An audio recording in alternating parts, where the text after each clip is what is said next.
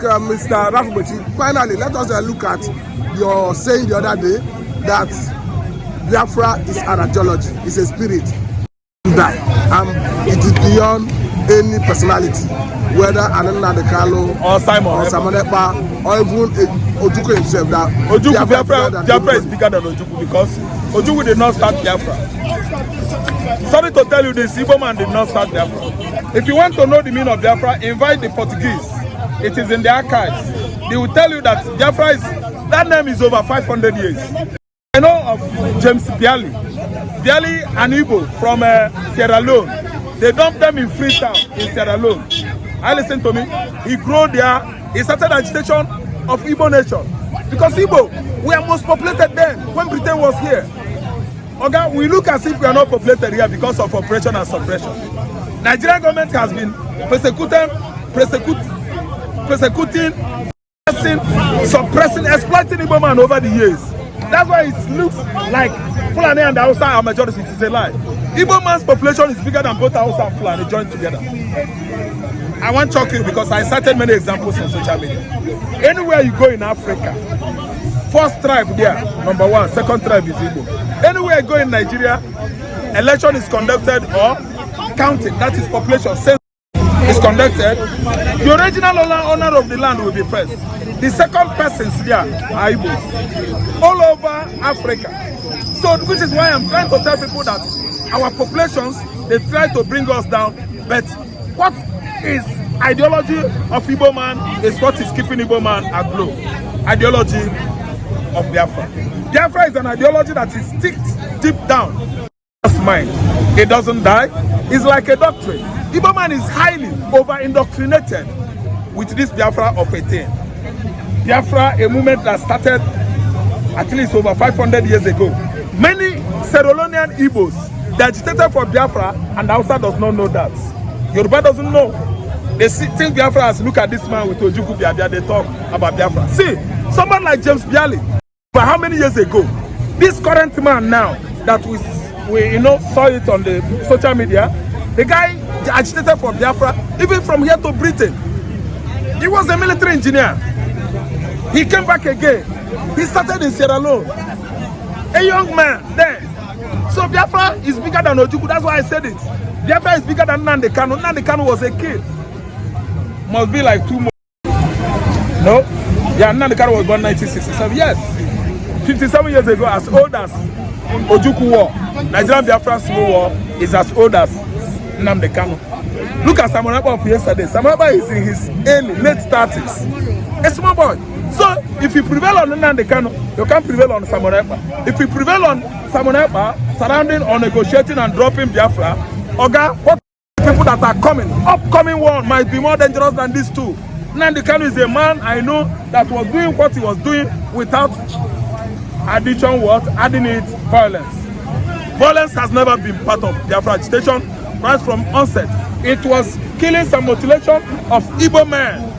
Married women, pregnant women, papa, mama in the north. After mutilating their bodies, they will pack inside cars, train cars, and drive it back to southeastern Nigeria. And OJUKWU, after seeing what was going on, OJUKWU was over embittered. That's why we decided that we should no longer retract from asking or questioning for war. It is time we pick arms. And what did we do? We picked stick, we picked machete, no arms available. We were able, by the power of Chukwu Abiyama, to manufacture our own arms. We have our scientists, we have our technologists with us. Biafran technological know-how was equal to none in Africa. We manufactured Ogbunigwe. We use it against Nigeria. And the whole world has seen what happened at the axis of Abaga. Oyago Abaga. Where Biafra military men neutralized over how many Nigerian soldiers? Destroying over 350 military trucks loaded with ammunition. The pellets, the expanded plates, were like pyramid of Egypt. 1970, 71, 70, 73, until it was cleared by Gowon government. If you Ghana, 1971, 70, 72, you will see pyramids of expended ammunition at Oyaguabaga. We destroyed it with our own homemade weapons. So what I'm trying to tell you is that if anybody thinks that if Nnamdi Kanu phases out or Simon Ekpa, that Biafra will be a forgotten issue, such a person is dreaming, not based on clarity, but what? That is what is called nominal. Nominal meaning not on facts. Okay, finally on this, Mr. Raphael Ngbechi, I was to talk about the resilience of Igbo man. Because the resilience of Igbo man, the Igbo man have been adjudged as the most industrious and successful in Nigeria. Not only in Nigeria. That ranking or is wrong. Igbo man has been adjudged as most resilient man all over the world. Never dare you ask Igbo man what he's doing to make his money. It is a statement going on in UK now. Everybody is fond of that. He said it's a household slogan. Don't ask an Igbo man what he's doing to earn a living or what he's doing to make his money, because they're everywhere. To set an example for you, this kind of resilience we find ourselves has made it up to the level that I had a Yoruba friend. Yes, he's a Yoruba man. He used to come here. His father is Yoruba, his mother is Yoruba. This one, nobody should accuse him of having he's half Igbo blood. Don't you know that his mama is Igbo? No, he said his auntie called him. He said, come, do you see this Igbo man in the north? Say yes. He said she knew how poor, wretched they were before coming to London. And when they came to London, they were wretched, doing nothing. But see today, among us, the whole neighborhood, they are the best. He said, if you catch them with any illegal business, they will be happy to negotiate with you. Even though you send them to jail, they will have that will come for negotiation and free them. These people are the most resilient people in the world, even in the UK. He said, don't ask an Igbo man what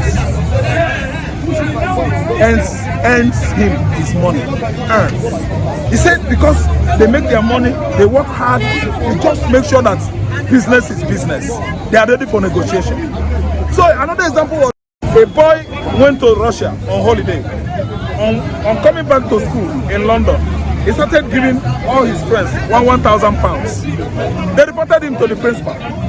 The principal called the boy and said, what are you doing? He said, don't you know that my father is a scientist in Russia. My father gave me this money. So I have right, I have the flair, I have the love to give to my colleagues, not commit crime. So this school authority investigated, they found out that his father is in Russia as a scientist. That is his job, invention. They now allow him. So my brother, it's not only in Africa, it's not only in Lagos, it's not only in Igbo land. It can never only be in Nigeria. Igbo man is everywhere in the world, making what?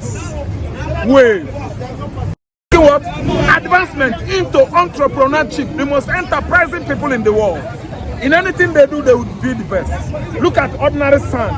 Igbo man can turn it to something.